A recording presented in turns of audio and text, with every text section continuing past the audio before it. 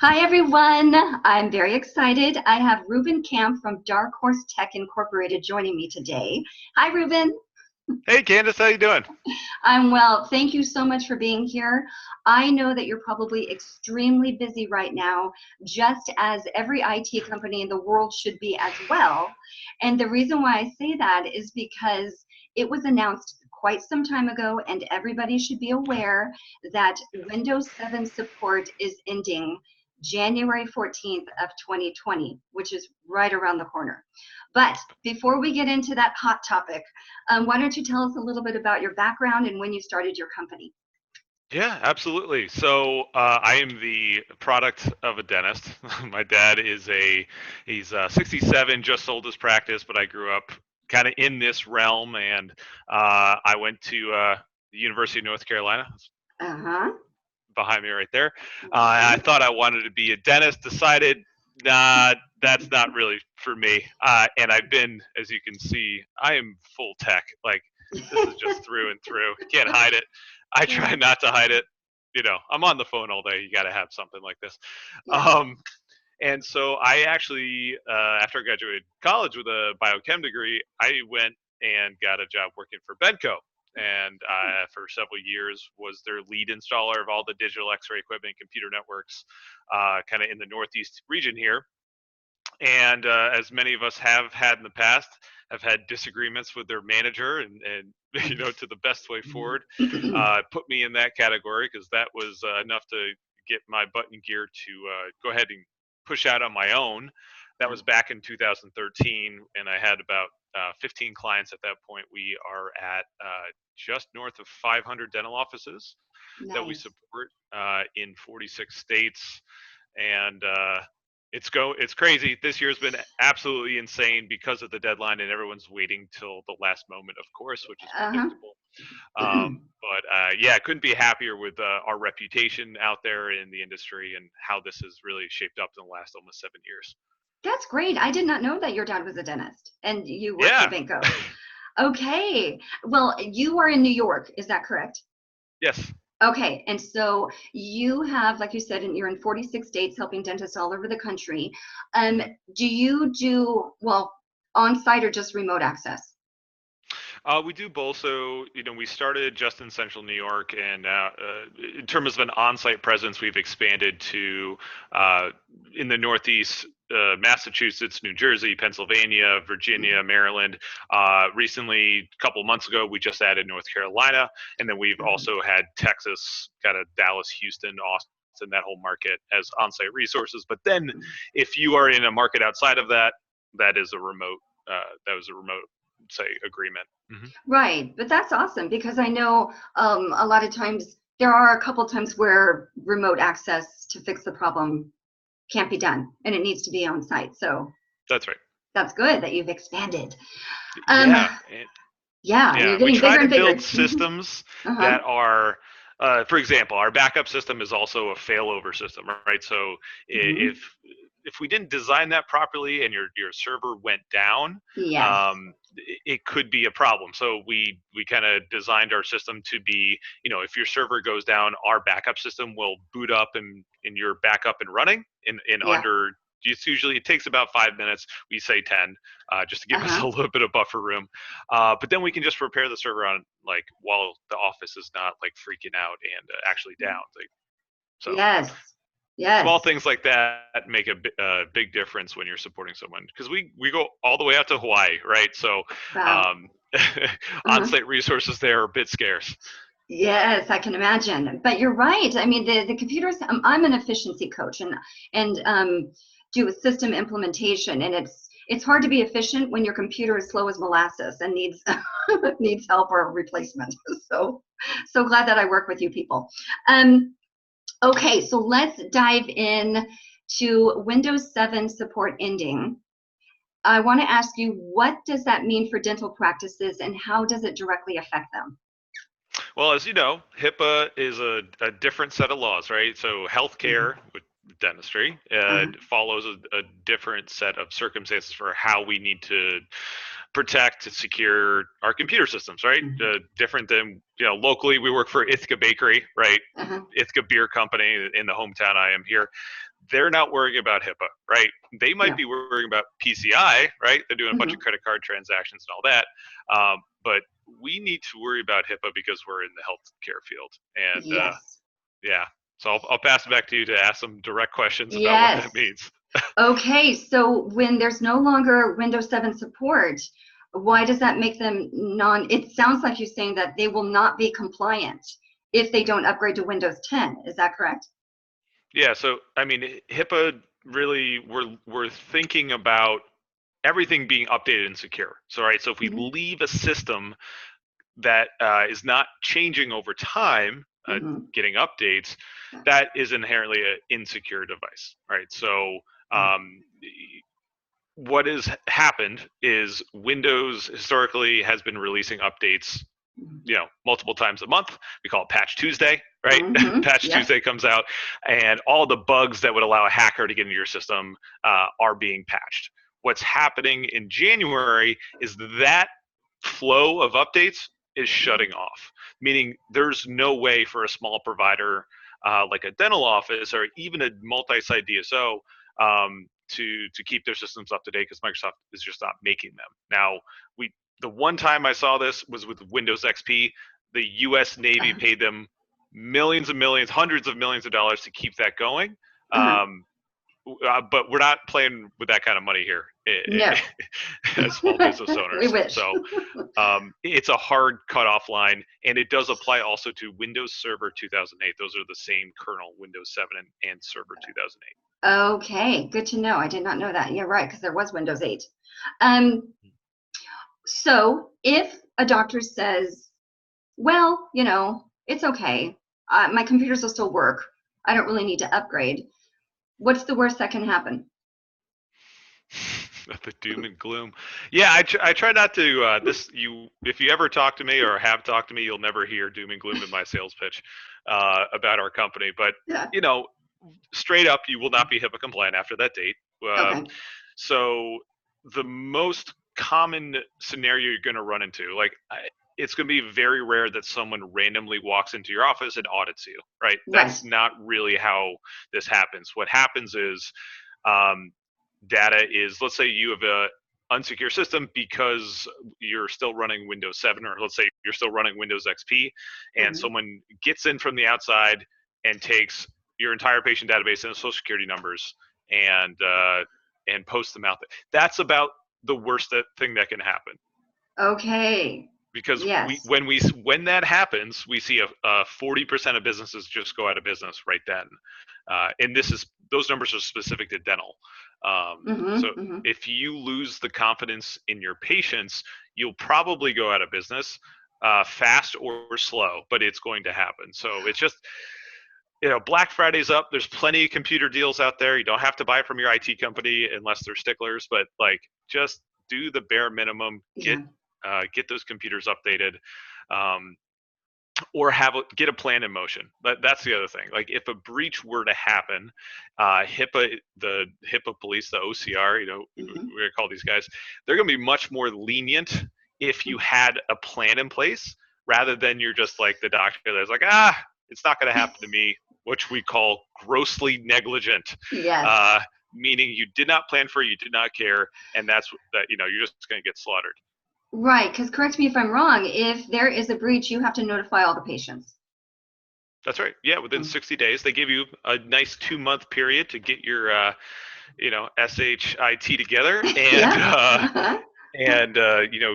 get the gumption up to tell all your patients. And it's not just the reputation. It is obviously financially very burdensome. If you can imagine, let's say you have 5,000 patients. That's 5,000 postcards. That's 5,000 stamps. You're talking about credit monitoring services, which are $7 to $9 per patient. Add all that up. That's not even the fine side of things if you end up getting fined. So that's why so many people go out of business when this happens. Well, I learned something new. I didn't know that there was a time frame. So you said 60 days that they have to be notified. Correct. Okay.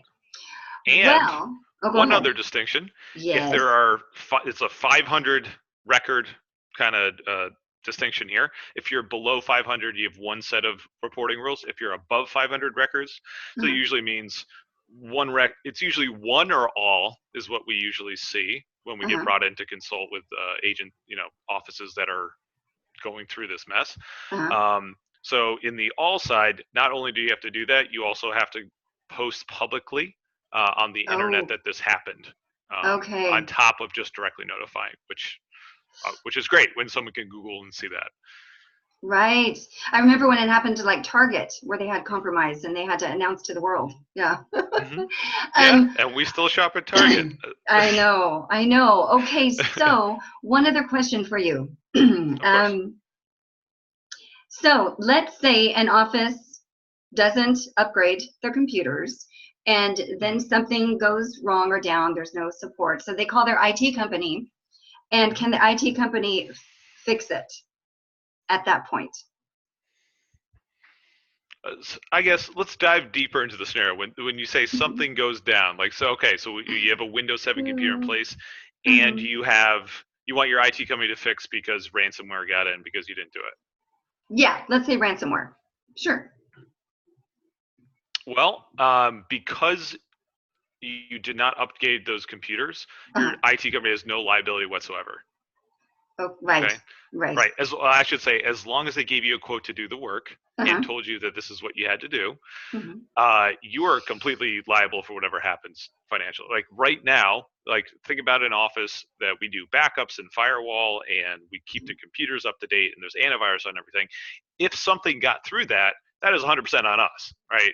So what I can say is you're on your own in terms of what's happening, and once that organization finds out that they have no liability whatsoever, I don't foresee them volunteering to take it on either. Yeah, that was my question. Would you take on the project or would you pass? Pass. Yeah, I mean, pass. Every single one of our clients, when you get a bid for doing your IT, has HIPAA built into it, right? We have a minimum threshold of the services I kind of just mentioned. Email encryption can be added onto there, but like we don't have a client out there that we don't have kind of control over what's happening. And yeah, so we don't do that because I don't want to put my entire company at risk for a doctor that does not want to pay for backups, right? Yes. What's the point? Yeah, I understand. What you were saying, that you're usually optimistic and that type of thing. I am too, as you know, a glass half full. So sure. I know that this sounds like doom and gloom and bad news for these dentists. But the good news is most accountants recommend that dentists make a purchase by the end of the year for a tax write-off. So there you go. If you have old, outdated computers or need a new server, or because some of these computers are so old, I'm guessing that they can't even just upgrade to Windows 10.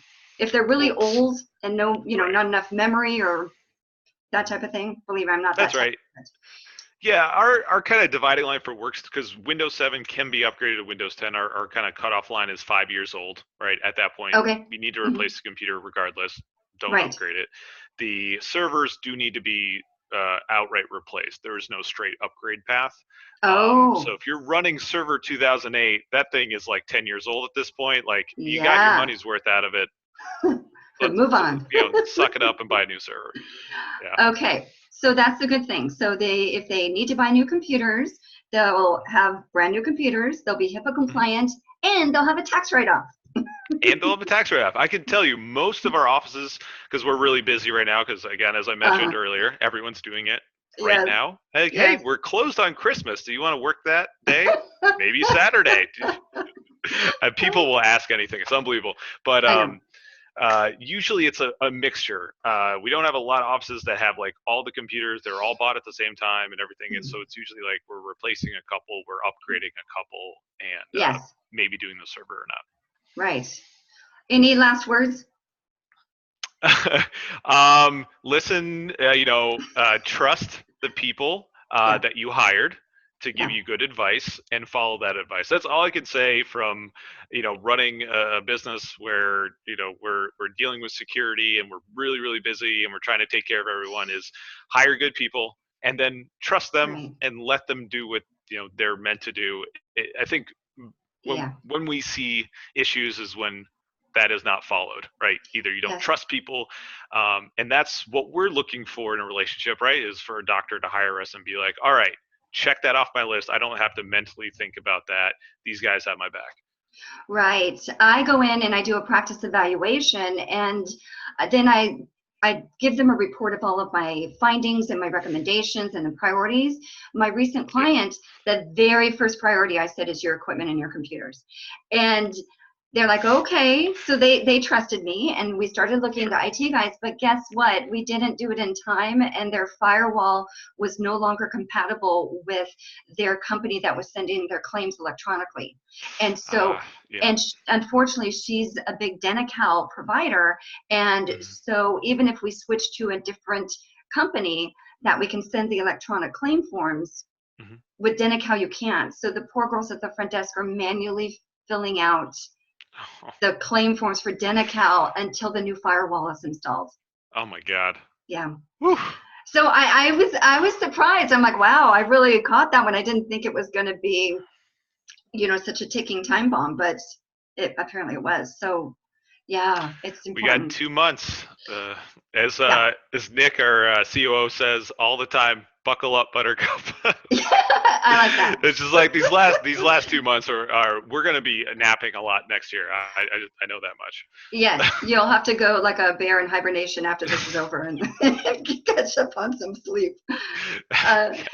Okay, so Reuben, if anybody has any questions for you, how can they contact you? Or Yeah, people contact me all sorts of ways. I'm monitoring everything. Email is definitely best, and that is admin, ADMIN, at darkhorsetech.com. Okay. I'm responsive on Facebook if you private message me or email us or private message us through our site there. There's a website contact form. My cell phone is 607-379-9375 if you want to call me or text me. Perfect. I think that's about all the ways you can do besides showing up at my house. Yeah. So Okay, don't give your home address, but I will put all your contact information too in the notes in the comments. Thank you. And then we'll go from there. But yes, thank you once again for taking the time to do this. I think it's really important that just doctors are educated or aware of, I don't want to say what would be the word? Kind of the